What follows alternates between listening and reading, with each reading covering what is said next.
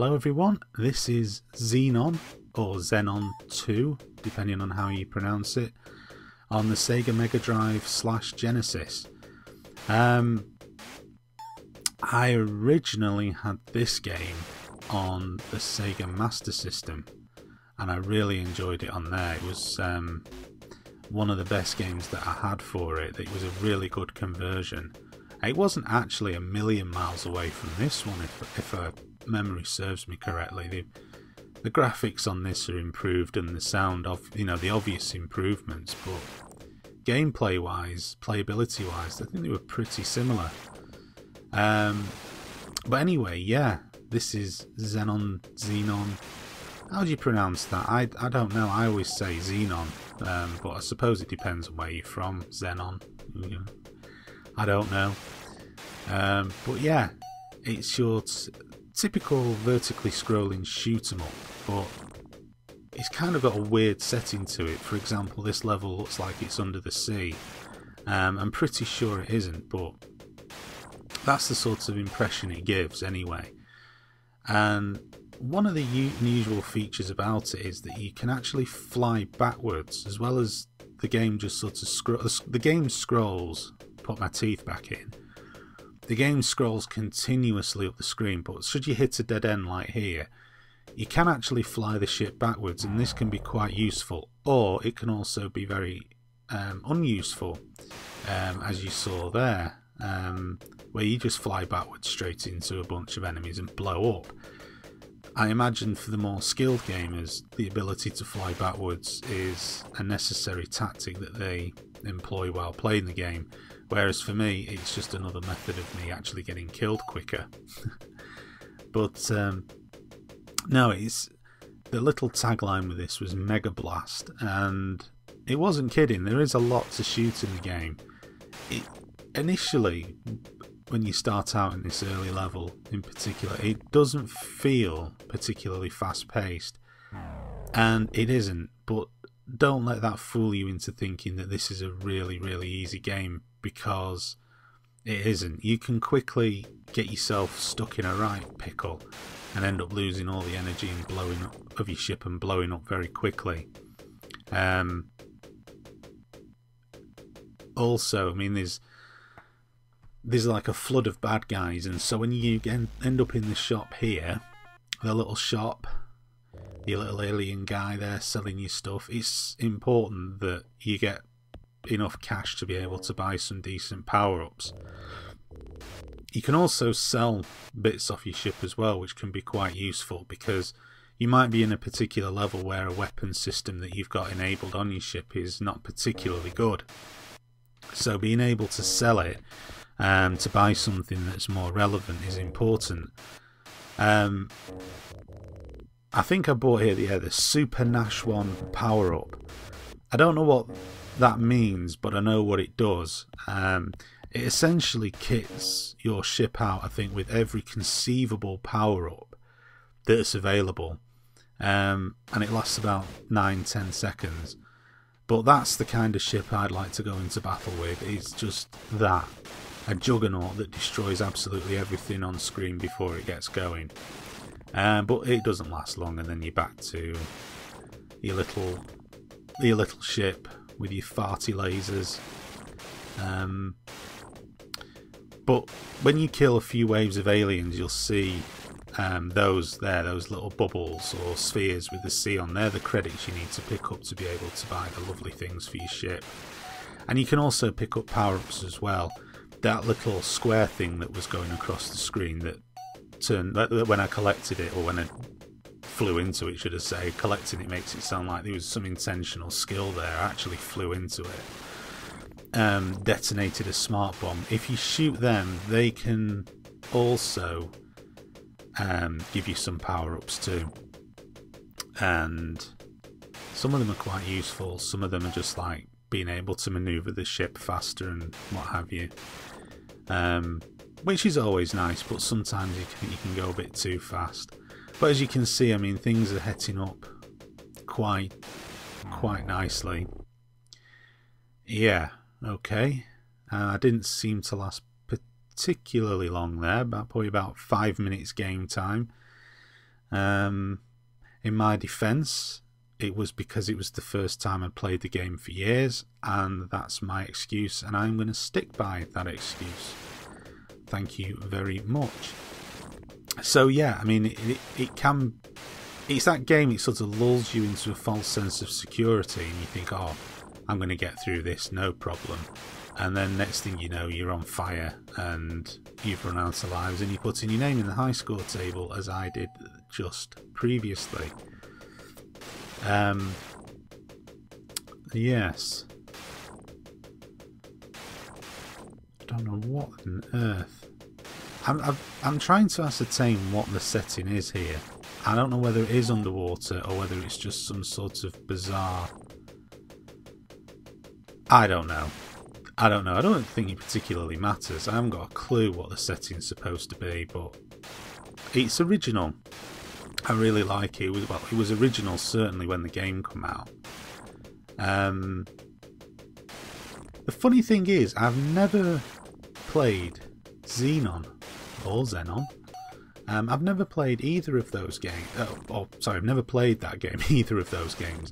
Good God, you can tell it's like early evening, end of the day, tired. Voice is going.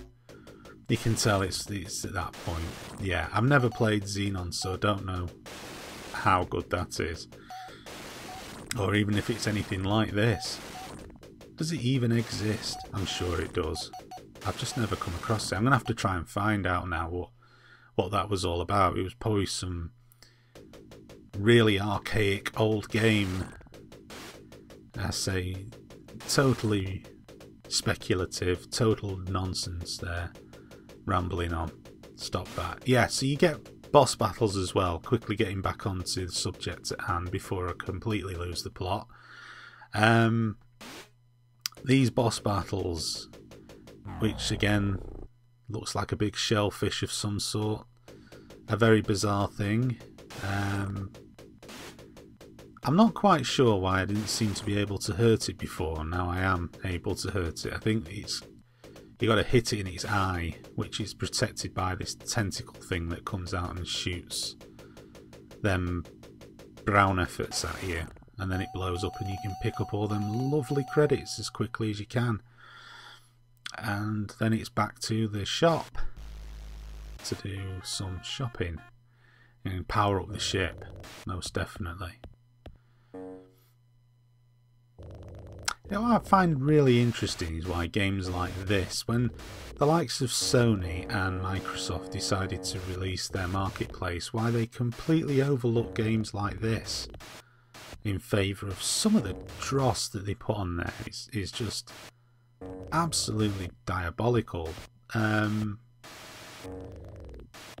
It is bizarre. I mean, a game like this, I mean, it was also available on the Commodore Amiga, and I'm trying to think. I'm pretty sure I had this on the Amiga.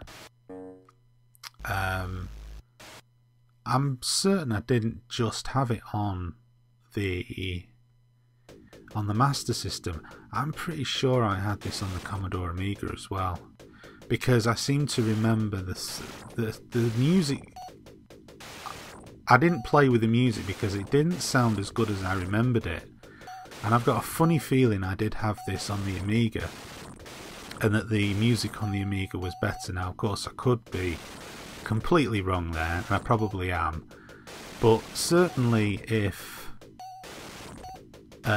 some other games that was on the Amiga that ended up on the Mega Drive were to go by, the sound on the Mega Drive wasn't as good. That certainly goes for likes of Shadow of the Beast and the Chaos Engine, where the music on the Amiga version was far better. And I've just got a funny feeling I had this on the Amiga, as I do remember the sound being better. Or it could be just a case of rose-tinted glasses, I don't know. Rose-tinted glasses, rose-tinted eardrums maybe in this case. But who cares? The game itself is still really good, and it's still really enjoyable to play. I I want more power-ups. I want a rocket thing on the other side of the ship. I don't just want it stuck on one side. I like a bit of symmetry, please. I want another rocket thing. Let me put another rocket thing on it. That would be quite good. So, yeah. It's difficult sometimes when you do these videos. It can be quite difficult to think of something relevant to say about the game. Usually because, I mean, the game is so old and I don't do these videos scripted.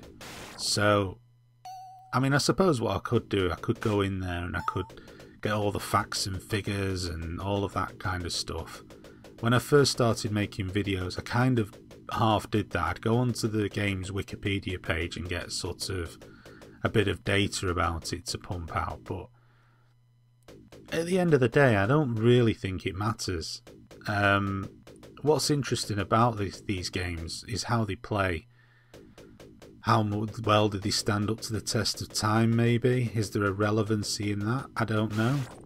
But with retro gaming, and the thing I really do like about it, is just being able to unearth those hidden gems. Being able to find those games that you had years ago that you got rid of for one reason or another. I mean, certainly in my case, the overriding reason has always been a lack of space. I really hate having to get rid of games and game systems because I always end up missing them and I always end up wanting to go back and play on them. And when you get rid of them, the first, you know, I've always done it through the fact that I've not had the space to be able to store everything, and I've always been of the opinion is I don't particularly want this system. Even if I could store it, I don't want it to go to rack and ruin in a damp place or something like that. I'd rather somebody else get the enjoyment out of it. But then I always end up missing it, and I always think, God, I really fancy a go of that game or the other game, and then I start to see, well, has it been released as part of a retro compilation? I'll start to try and hunt those out, and you know, a lot of the quite a lot of Sega's Mega Drive releases certainly have been put on various compilations down the years, but the third-party software such as this, particularly on the modern consoles, has tended to have been overlooked. And it's a really sad thing.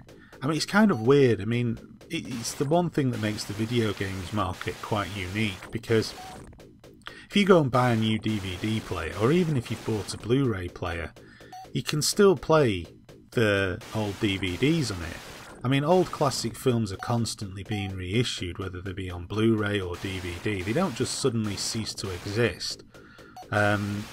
You know, the old classic films, they come back out again, they get re-released on new formats and so on. But with video games, for a lot of them, they just disappear. They disappear from sight completely. And unless you've still got that system, or unless somehow the software publisher is still going. I mean, I think that's the case in a lot of instances, is that the software publishers no longer exist and the rights to the game are probably split up in some sort of convoluted, I don't know, some sort of convoluted legal ownership, IP battle. God, I hate that phrase, IP. When